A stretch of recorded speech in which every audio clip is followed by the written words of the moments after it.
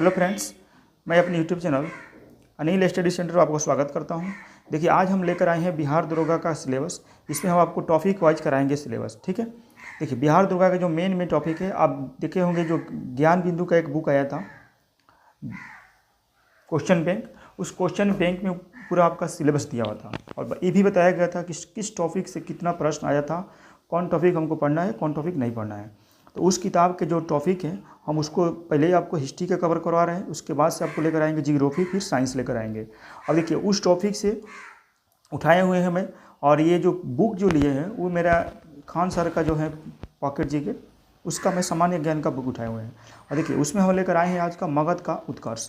अब देखिए, मगध के उत्कर्ष आज का मेरा पहला जो वीडियो होगा ये होगा मगध का उत्कर्ष। मगध के उत्कर्ष का जितना खान सर के ये पॉकेट जीके में दिया हुआ है वो सब आपको लाइन बाय लाइन हम दिखाएंगे अपने यूट्यूब चैनल पर, ठीक है। तो देखिए, आप अगर देखना चाहते हैं खान सर का पॉकेट जीके का पूरा बुक, तो मैं आपको पहले हिस्ट्री दूंगा, उसके बाद से फिर जियोग्राफी कराऊंगा, उसके बाद से साइंस की स्टार्ट करूंगा, ठीक है। जो साइंस के लास्ट में लेकर आऊँगा, या अल्टरनेट वीडियो लेकर आ सकते हैं, एक हिस्ट्री का, तो एक पॉलिटी का, तो एक जियोग्राफी का। इस पर आप कमेंट कर सकते हैं किसका आपका चाहिए, पहले हम उसको लेकर आएंगे। अभी हम आपको लेकर आए हैं मगध का उत्कर्ष, जो हिस्ट्री का होता है चैप्टर। ये वाला का इंपॉर्टेंट सवाल है, इसमें से हर हाल में खान सर बोले हैं कि इस बुक में से आप पढ़ लीजिए पूरा आपका दरोगा का सिलेबस कंप्लीट। तो इस हिसाब से हम आपको लेकर आए हैं दरोगा का पहला जो होगा टॉपिक मगध का उत्कर्ष। देखिए, अब ये दरोगा का बोले हैं, इसका ये अब दरोगा की केवल मत पढ़िए। देखिए, अब अगर बिहार में जो आया है बीपीएससी में एडीओ का, उसमें भी काम करेगा आपका ये जीके जीएस। उसके बाद से आपका आएगा बिहार सीजीएल में, जो कि 4th आया हुआ है सीजीएल 1481, उसमें भी आपका आएगा।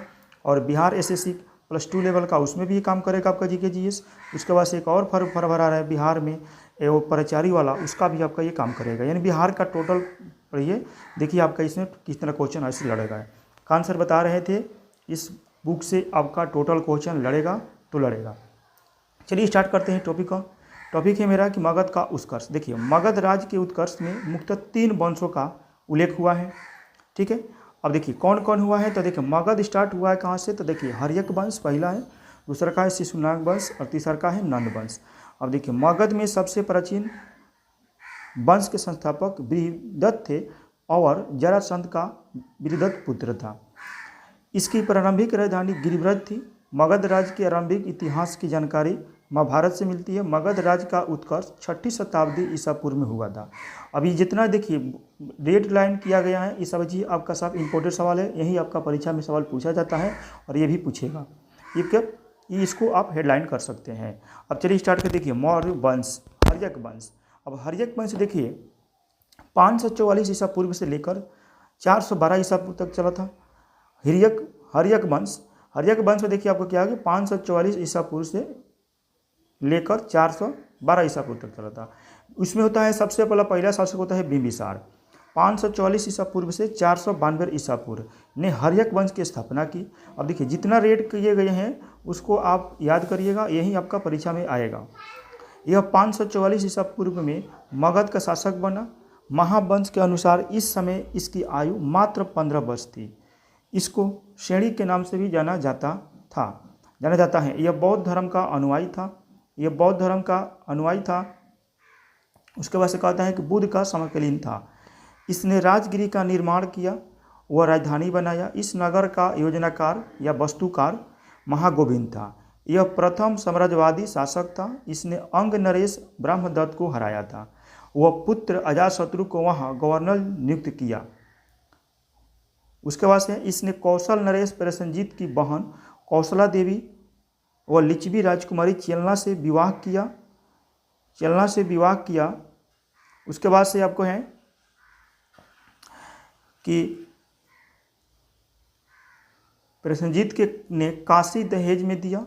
मद्र वंश की राजकुमारी क्षेमा या इसका खेमा से भी विवाह किया। चेलना से इसका पुत्र अजातशत्रु पैदा हुआ। बिंबिसार ने अपने चिकित्सक जीवक को अवंती भेजा। वह पांडु रोग से पीड़ित अवंती शासक प्रघोत की चिकित्सा सहायता की।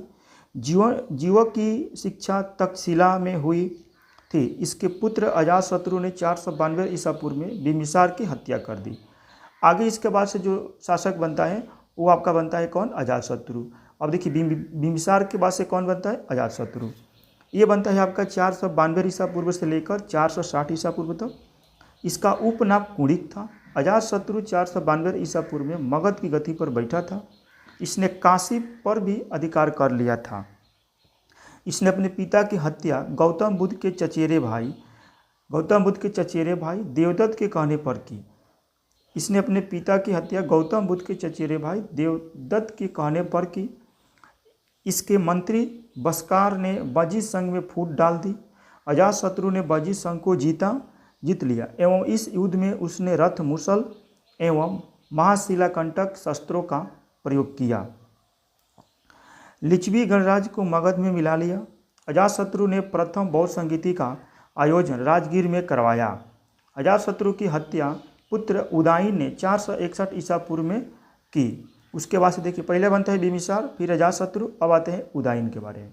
अब उदयन इसके बाद से देखिए राजा बनता है 461 ईसा पूर्व से लेकर 444 ईसा पूर्व तक। यह जैन धर्म का अनुयायी था।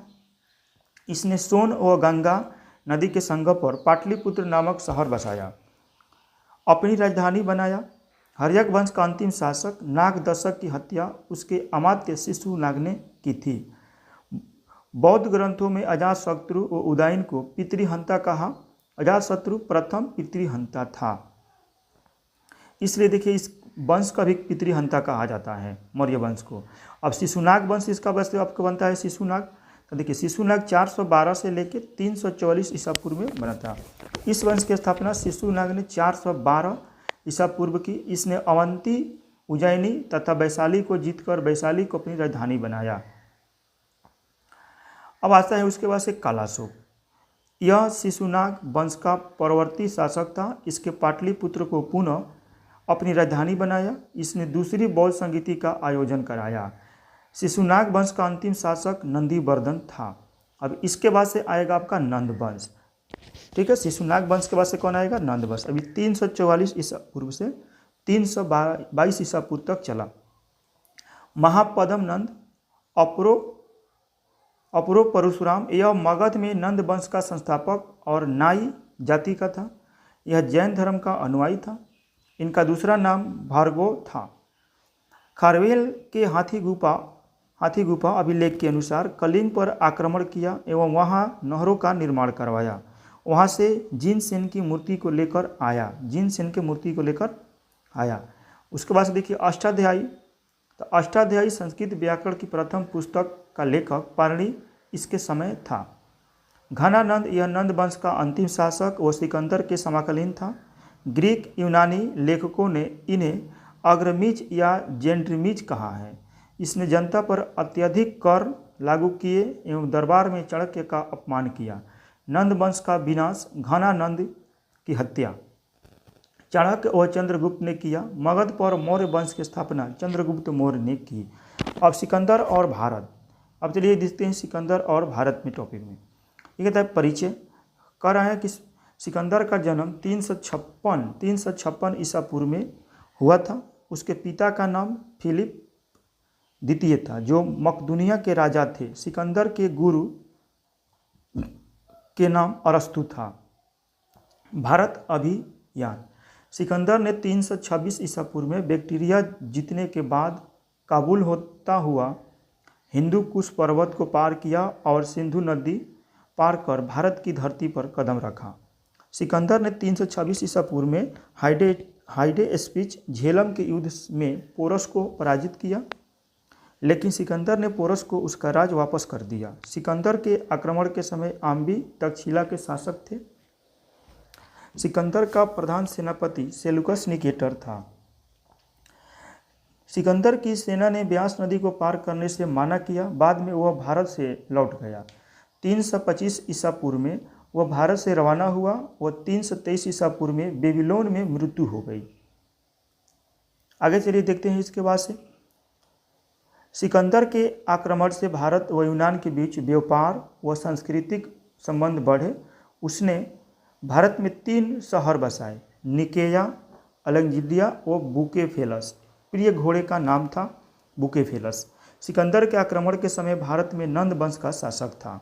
सिकंदर के साथ 3 इतिहासकार भारत आए, नियार्कस, अनेसिक्रेटस व अरिस्टोबुल्सा। ये देखिए आपको ये बीपीएससी में पूछ चुका है कि सिकंदर के साथ कौन कौन इतिहासकार भारत आया था। तो नियार्कस, अनेसिक्रेटस व अरिस्टोबुल्सा, ये आपका पूछ चुका है। अब आइए आपको चलते हैं मौर्य साम्राज्य। अब इसके बाद से स्टार्ट हो गया मौर्य साम्राज्य। 322 ईसा पूर्व से 182 ईसा पूर्व। ये सब आपको बता दें कि ये खान सर का जो साइंस सामान्य ज्ञान का जो बुक आया हुआ है पॉकेट जीके, उसी का ये टॉपिक सब लेकर आए हुए हैं। ठीक है, चलिए अब दिखाते हैं मौर्य साम्राज्य में 322 ईसा पूर्व से 185 ईसा पूर्व। तो मौर्य राजवंश के वर्ण की साहित्य स्रोत से जानकारी मिलती है। ठीक, अब देखिए ब्राह्मण साहित्य के अनुसार शूद्र, रोमिला थापर के अनुसार वैश्य और जैन व बौद्ध साहित्य के अनुसार क्षत्रिय, सर्वाधिक मान्य मत है क्षत्रिय, यानी कि जो मौर्य वंश के संस्थापक था ये क्षत्रिय था। मुद्रा राक्षस के अनुसार वृषल निम्न वर्गीय था। विष्णु पुराण में मौर्य वंश की जानकारी मिलती है और विष्णु पुराण से हमको मौर्य वंश की जानकारी मिलती है। चंद्रगुप्त मौर्य, इसका स्टार्ट करते हैं। चंद्रगुप्त मौर्य 322 ईसा पूर्व से 21 ईसा पूर्व, यानी कि 322 से 21 से लेकर 298 ईसा पूर्व तक। जन्म 340 ईसा पूर्व, बिहार तक्षशिला में शिक्षा प्राप्त की। इसने चाणक्य विष्णुगुप्त की सहायता से नंद वंश के घानानंद के अंतिम शासक को हराकर 322 ईसा पूर्व में मौर्य वंश प्रथम भारतीय साम्राज्य की स्थापना की। वह 321 ईसा पूर्व में मगध का राजा बन गया और चाणक्य को प्रधानमंत्री बनाया। यह भारत का प्रथम प्रभुत्व संपन्न शासक था। चाणक्य ने चंद्रगुप्त मौर्य को 1000 करसापण में खरीदा था।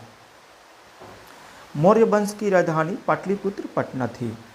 जस्टिन या यूनानी इतिहासकारों ने चंद्रगुप्त मौर्य को सेंड्रोकोटस एवं एंड्रोकोटस कहा था।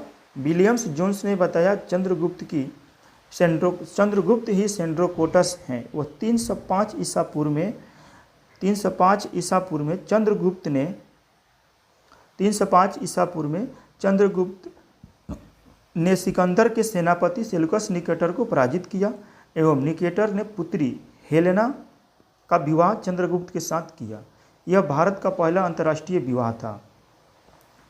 युद्ध की शांति शर्तों के अनुसार निकेटर ने एरिया, हेरात और कोसिया, कंधार, गेडोसिया, बलूचिस्तान और पारोपनिसादे काबुल के क्षेत्र चंद्रगुप्त मौर्य को सौंप दिया। इसकी जानकारी हमें यूनानी इतिहासकार स्ट्रेबो व एपियानस देते हैं। चंद्रगुप्त भारत का मुक्तिदाता ने यूनानियों को भारत से बाहर निकाल दिए। सेल्यूकस निकेटर ने अपने एक राजदूत मेगास्थनीज को चंद्रगुप्त के दरबार में भेजा। यह भारत आने वाला पहला विदेशी यात्री था। यह 302 ईसा पूर्व से 298 ईसा पूर्व तक चंद्रगुप्त के दरबार में रहा।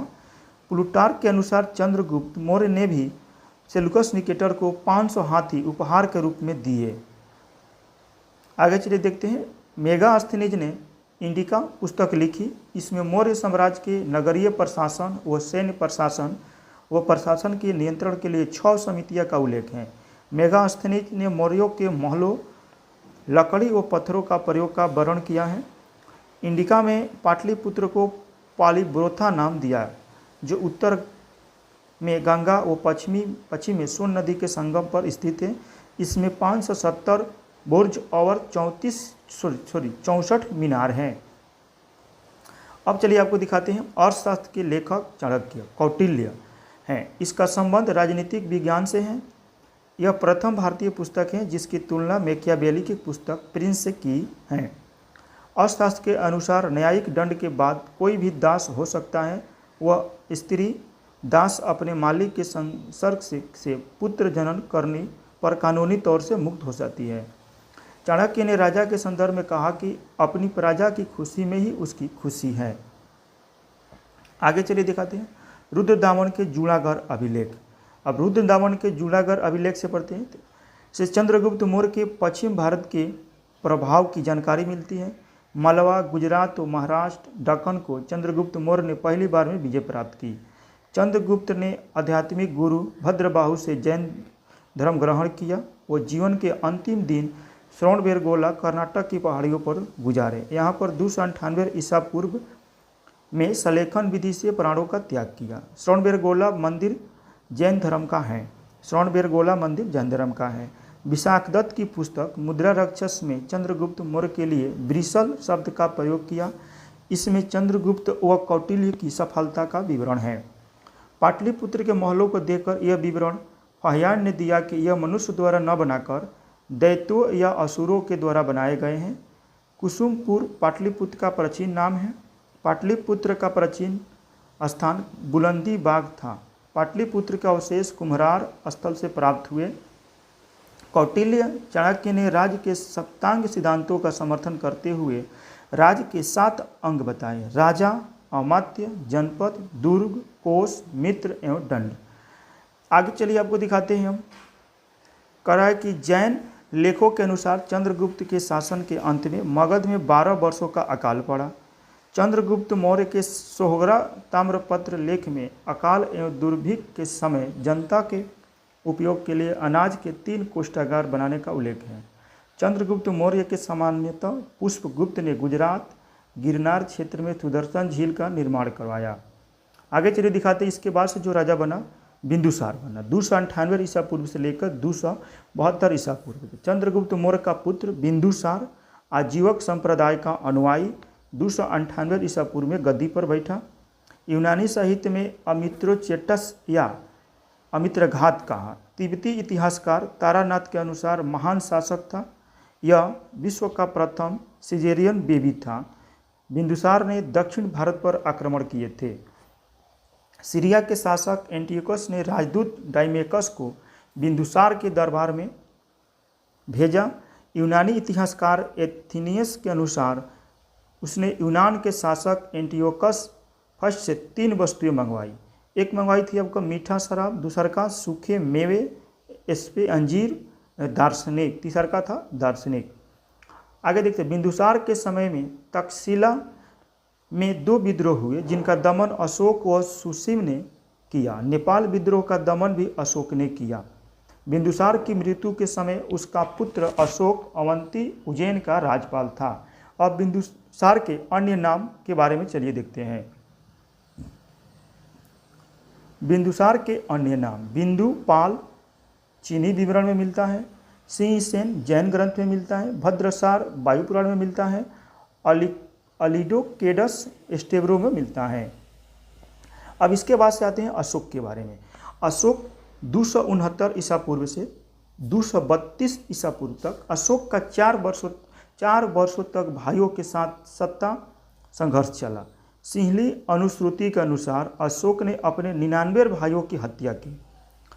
अशोक की माता का नाम भीमा सुभद्रांगी था एवं पत्नी देवी विदिशा मध्य प्रदेश थी, जिनके पुत्र महेंद्र व पुत्री संघमित्रा ने श्रीलंका में बौद्ध धर्म का प्रचार प्रसार किया। इनकी दूसरी पत्नी कारुबाकी एवं बेटा तीबर, जिनका अभिलेख मिलता है।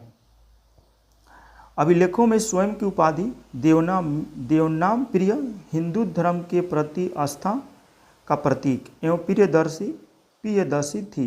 राजाभिषेक 269 ईस्वी में हुआ। अशोक के नाम अशोक वर्धन पुराणों में, अशोक मौर्य गिरनार अभिलेख में, प्रियदर्शी भाब्रू शिलालेख में, अशोक मास्की गुर्जरा नेटूर उदयगोलम अभिलेख में।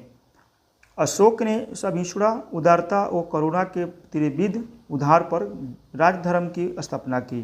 कलहड़ की पुस्तक राजतरंगिनी के अनुसार अशोक पहले भगवान शिव का अनुयायी था। कश्मीर का प्रथम मौर्य शासक था।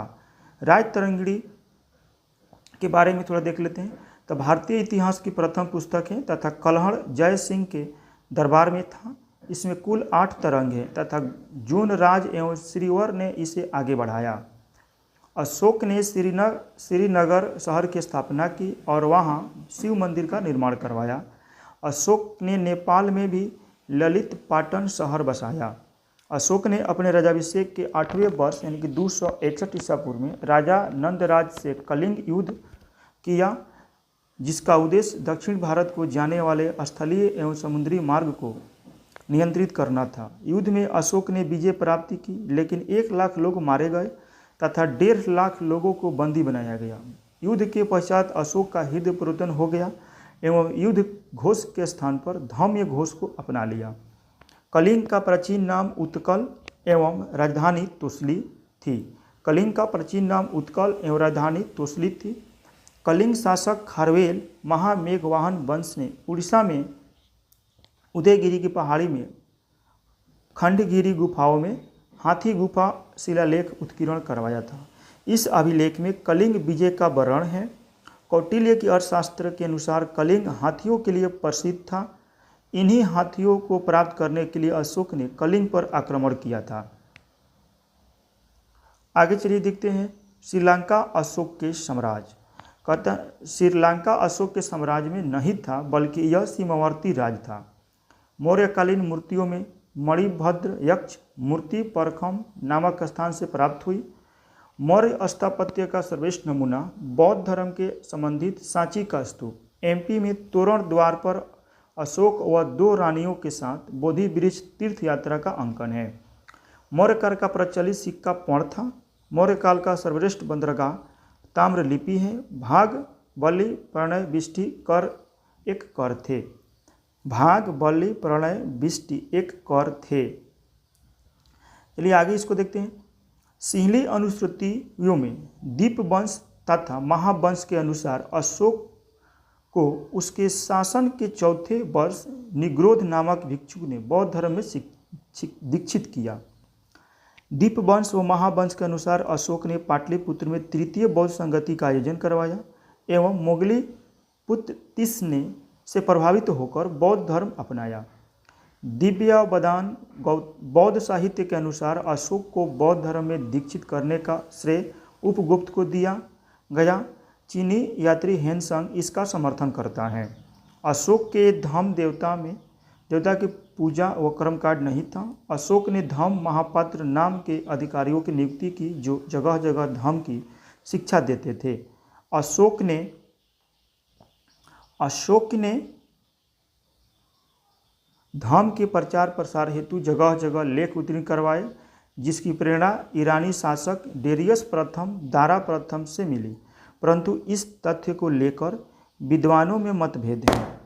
अशोक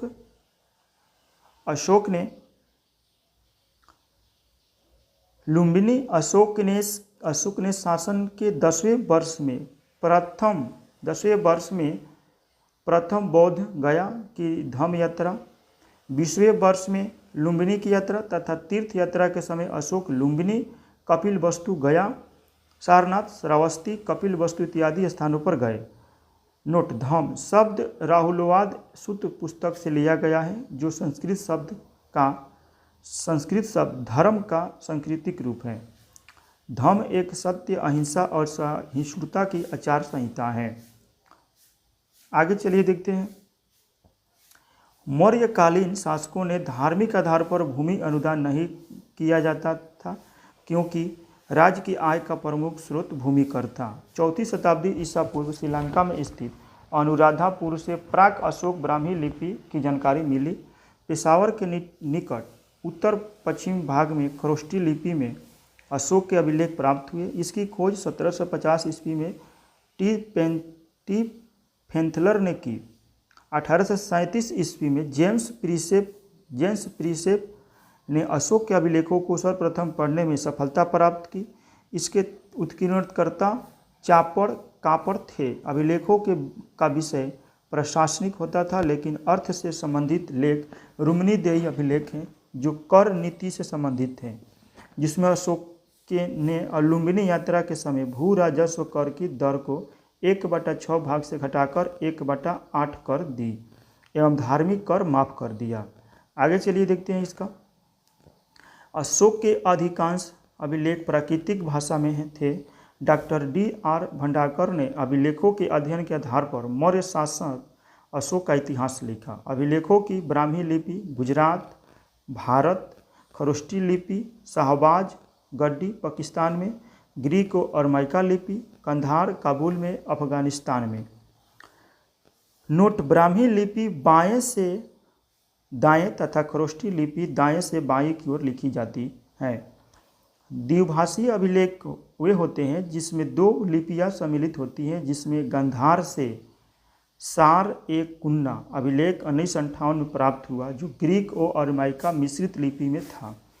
पत्थर पर प्रचलित प्राचीनतम शिलालेखों की भाषा प्राकृत एवं लिपि ब्राह्मी थी। अशोक ने अभिलेखों को 3 भागों में विभाजित किया था। चलिए आगे देखते हैं इस लेख और अशोक के अभिलेख। शिलालेख, स्तंभलेख, गुहालेख।